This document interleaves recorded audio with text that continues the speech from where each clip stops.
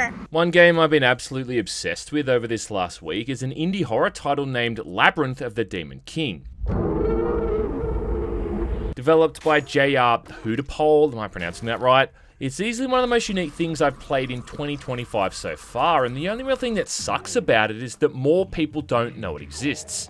And although early on I wasn't really picking up what it was putting down, after about an hour or so this thing really started to sink its claws into my back. To the point that after finally beating it for the first time, all I wanted to do was just go right back in and give it another go.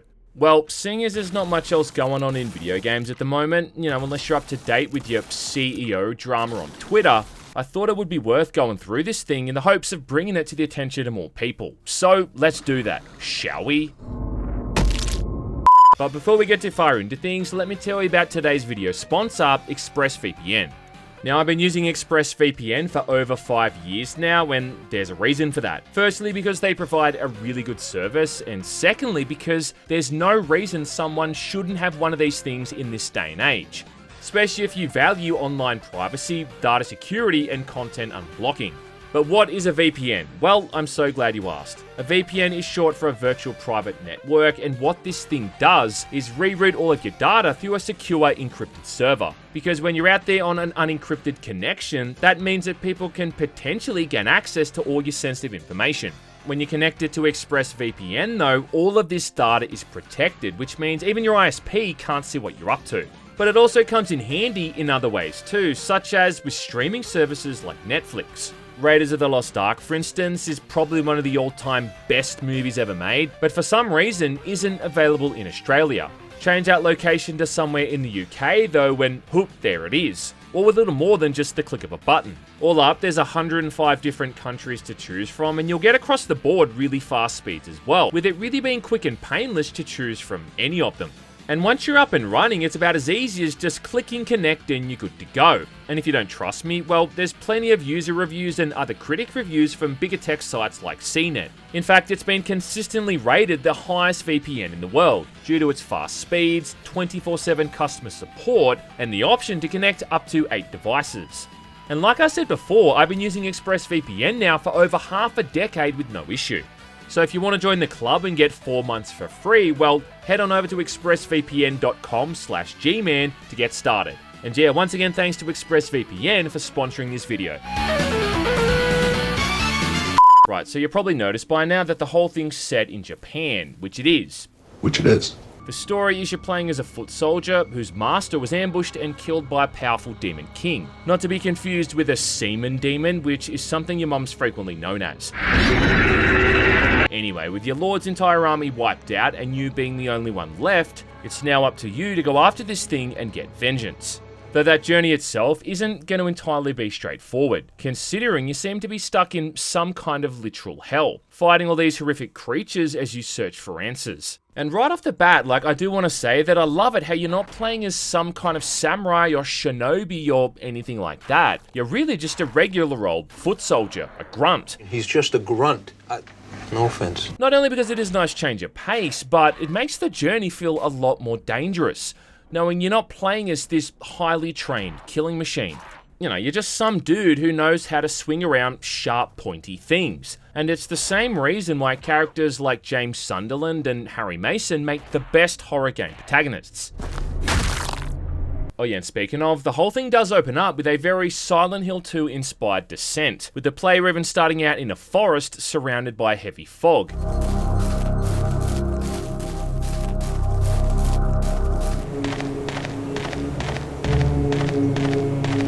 As you gradually progress downward into complete madness, with only a torch and a rusty katana as your main means of defense.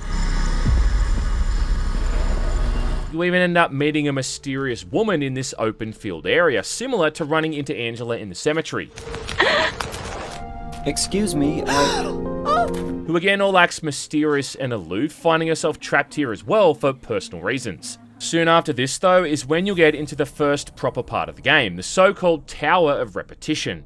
And then essentially what you got to do throughout the course of the game is clear out 3 separate areas. You got this first one that's like a multi-floored pagoda, there's a bathhouse, and then finally a prison, with a different guardian waiting at the end of each. Then after you've killed that Guardian, you somehow take on their burden, literally, which then earns you a coin. And then once you got 4 coins, you can unlock the entrance to the final tower where the Demon King himself is hanging out. With each area having its own series of items and different puzzles you need to solve, with a very basic map screen being about the only assistance you're gonna get. Like in the first tower, for instance, you gotta find 4 separate gems and then slot these into the correct order into a locked door to proceed onward. You'll go from the very top of the tower right down to the basement and the tunnels beneath, with there also being lots of instances when you can unlock shortcuts to reduce the amount of backtracking. With there also just being the right amount of manual save points so you don't lose that much time if you get killed.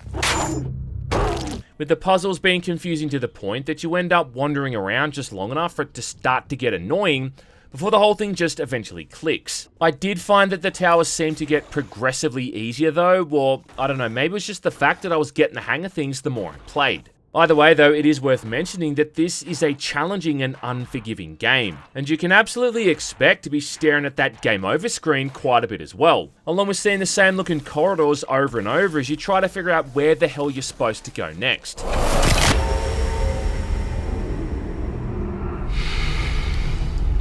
So, survival horror aficionados looking for something new here to really bake their noodle are going to definitely enjoy their time here, along with everyone else born before the year 2000 due to the game's overwhelmingly stylistic presentation. Someone cooked here. Because yeah, like you might have noticed that the Demon King has a very distinct visual style. Obviously trying to recapture the look of those old horror titles from the late 90s and the early 2000s, featuring things like low resolution textures, low polygonal modeling for enemies and items, a 4:3 aspect ratio, not to mention lots of visual noise. All of which is fine and exactly what those kind of games looked like, especially with some of the later stuff like Silent Hill 2 and Fatal Frame. Even those grainy cinematics that introduce some kind of new monster or a boss feel like something ripped straight out of those games. However, not being able to customize any of this, especially in terms of toning down or turning off the noise, really is a bit of a dumb choice. I mean, having it on by default here without any option to remove it, it just seems like an overlooked feature. And in fact, I'm already dreading how bad this footage is going to look after YouTube compression gets its hands on it. Still though, this game absolutely looks the part, and the vibe from the get-go is just immaculate. I mean, there's just something about that feudal, traditional Japanese architecture that just seems to work in tandem so well when combined with horror. And that visual of clutching a flaming torch in one hand with a rustic katana in the other, as all these horrific looking enemies come lurching at you from the darkness, never fails to make the hairs on my arse cheeks stand up on end. It's not the most terrifying game I've ever played though, and thankfully it doesn't ever seem to rely on jump scares to get a cheap reaction from the player. It's instead got that whole Silent Hill kind of vibe going on instead, where it's more about getting under your skin and then making it feel like your skin's gonna peel itself off. With all these sorts of bizarre, nightmarish sound effects, juxtaposed with all the other, more calming areas. We get those brief moments of respite where things almost become serene.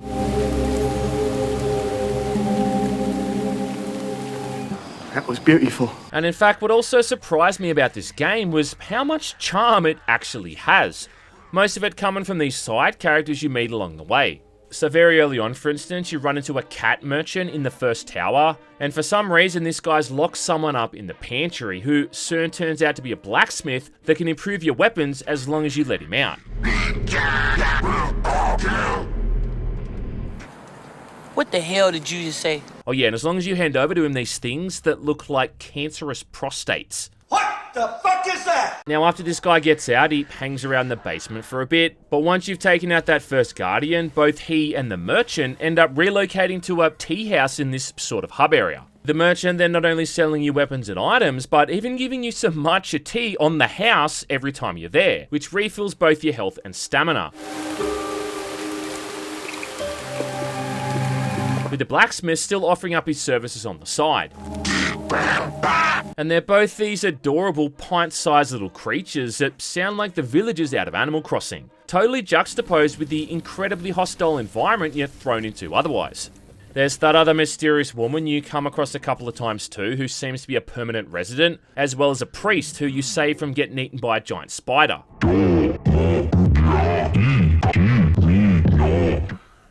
wise words. And both of these guys also end up back at the tea house. You know, just hanging out and shooting the shit. With the woman even being able to clean up one of the few dirty weapons you come across, improving its stats, whereas the priest is willing to now sell you talismans.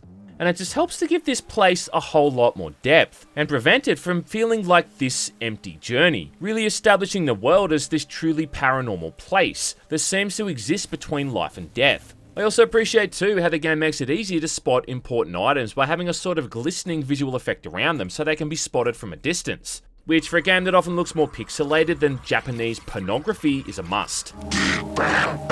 All up, I'd say that the devs understood the assignment and they really nailed it. And if someone didn't know better, I reckon you could tell them that you were playing something made back in 1997. Even the gameplay often feels like that as well, for better and worse. Now, I've seen this thing described by different people in a whole lot of ways. Even the Steam store page describes it as a dungeon crawler, which is something I'm a little bit confused by, considering it really isn't. I've seen other people comparing it to games like Kingsfield and Shadow Tower, which, yeah, might be the case on a visual level given the whole PS1 vibe, but honestly, that's where the comparisons end.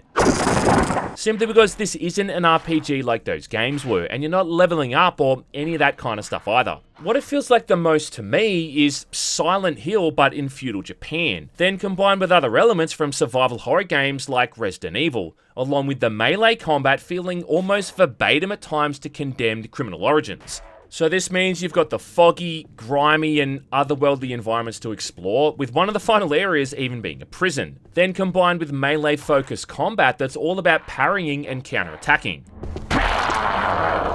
As for the Resident Evil stuff, well, I mean, you're not going to be moving things to an item box or anything like that, but you will have to combine items, along with being chased by a very Nemesis-style creature that's unkillable by standard means, along with getting some very similar looking animations as you enter doors or move upstairs. It's also got those crucial manual save points where you can even make offerings with incense to increase your health or stamina by a small amount. All of which, however, really plays second fiddle to the melee combat, which is where this thing really feels the most like Condemned, with weapons having different speed, stamina, and damage stats, along with your basic moveset being a light attack, a heavy attack, and then a parry. But more than that, it's the way that the enemies move and behave, which is also very similar to that armor your hobos you took on in Condemned. For starters, you'll see them often feint their attacks, throwing you off guard, and they can often be seen wielding wall panels or planks of wood in a similar fashion.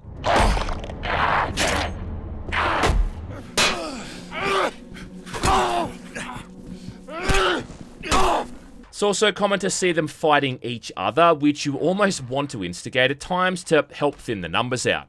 But even the way you'll often see them hiding around a corner waiting to ambush you when you get close is pretty much identical to how the enemies would act in Condemned.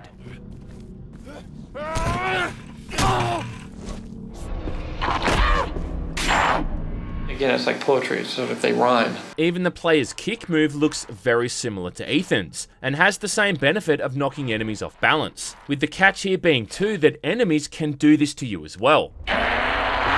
The only difference this time is that your character can dash in different directions, which is really handy for avoiding attacks, with all of this being tied to a very restrictive stamina system. Yeah, stamina system which drains down in a matter of attacks, then leaving you about as defenseless as a packet of Doritos at a speed running convention. But also making this, I think, the most important thing to upgrade, even more so than health, considering I always had an abundance of healing items, but always seemed to find myself struggling to get my stamina back during combat.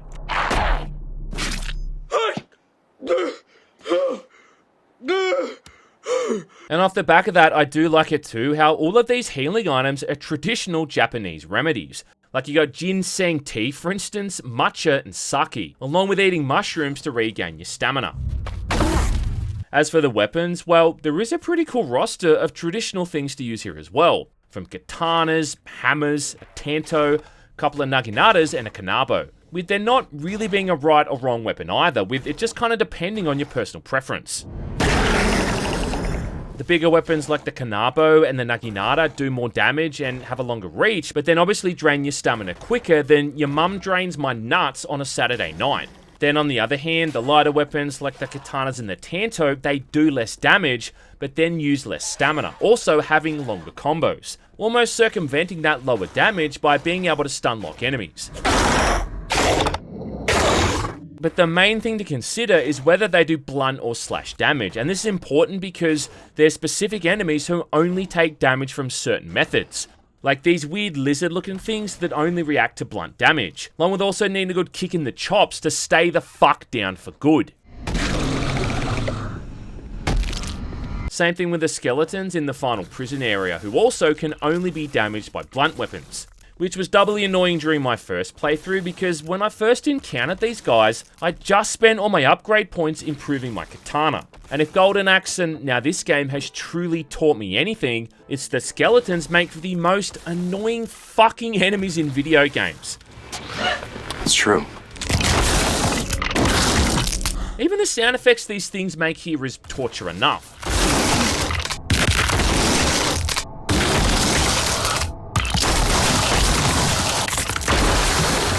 I hope it's worth the noise. There is actually, though, a pretty interesting mix of enemies here too. For starters, you got what looks like other humans, people who've clearly lost their marbles and just lash out at anyone and anything that gets too close. And then a lot of the other types being based off Japanese folklore. Like in the bathhouse, for instance, there's ones called akaname that crawl around on all fours and spit poison out. And according to legend, these things are known for going around and licking people's toilet bowls. Yummy. Even that big bad nemesis guy that chases after you is based off a yokai called Nuribokutai. So yeah, dog, how good's that? I'm getting the shit scared out of me, but also learning stuff about Japanese mythology. I'm learning. Overall, it's varied enough so you don't see the same enemies in every area, really differentiating each of these towers. And it helps that there's some nice gore effects during combat as well, with heads often coming clean off, combined with some nice squishy audio work that sounds like someone dropping a bowling ball into a bucket of mashed potatoes.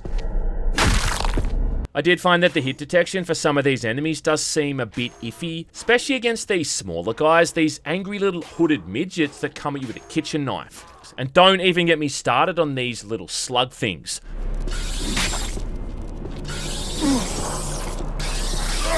Honestly, I don't know if this was done on purpose, but a pint-sized centipede that can poison me with a single bite, also having one of the world's tiniest hitboxes, doesn't make for fun gameplay. Yeah, these things can just fuck off. Aside from all the melee options, you've also got a bow and a rifle, both of which do a whole lot of damage, with the downside being that you're only going to have a handful of arrows and bullets at one time. Which meant that I usually just ended up saving these for the boss fights, most of which are utterly dreadful. And in fact, the only way I've been able to beat the final boss without having my asshole torn off and worn as a hat was just to load up on arrows and bullets before I took this guy on.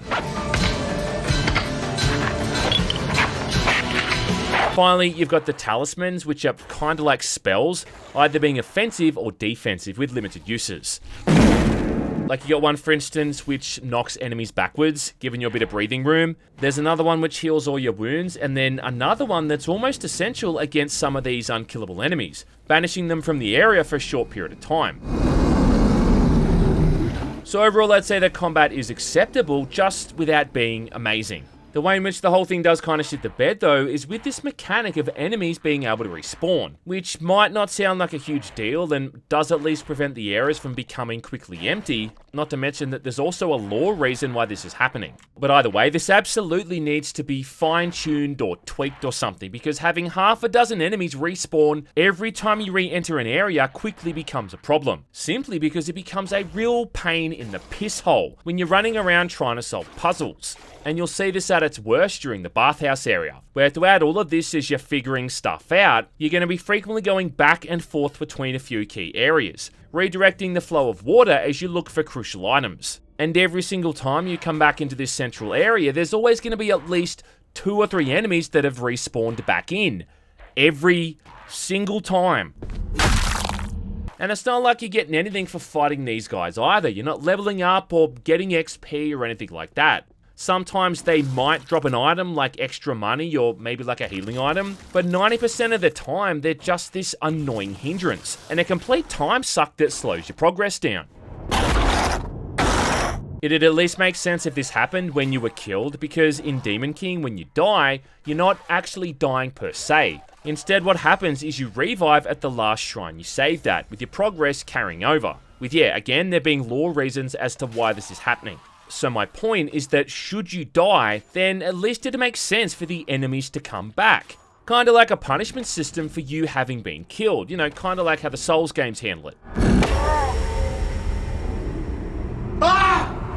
The other thing that I think is definitely going to turn off a lot of potential players is the combat itself, and while this is fine once you get the hang of it, that doesn't change the fact that it seems to be ironically dated. I mean, we're really at the point now where indie devs have all the tools they need to recreate the look and feel of older games. By that I mean that the way technology is these days, it makes it very easy for a modern game engine to look like something from 20 or 30 years ago.